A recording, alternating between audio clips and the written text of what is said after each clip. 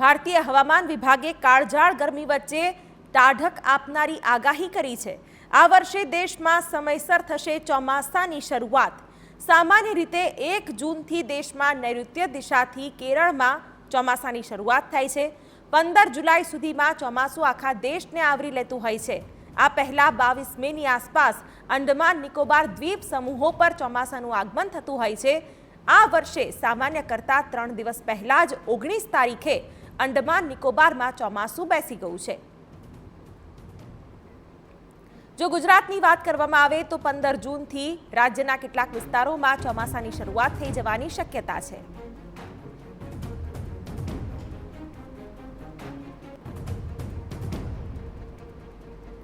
તબક્કાવાર જોઈએ તો બંગાળની ખાડીમાં 26 જૂનથી મોન્સૂનનું થશે આગમન। કેરળ અને તમિલનાડુમાં 1 જૂનથી ચોમાસાનો દેશમાં પ્રવેશ થશે। મહારાષ્ટ્ર, તેલંગાણા, પશ્ચિમ બંગાળ અને આંધ્રપ્રદેશમાં 10 જૂને ચોમાસું દસ્તક આપશે તો 15 જૂનથી ગુજરાત, છત્તીસગઢ, ઓડિશા, ઝારખંડ અને બિહારમાં ચોમાસું શરૂ થશે। દિલ્હી, હરિયાણા અને પંજાબમાં 30 જુલાઈએ ચોમાસાની શરૂઆત થશે।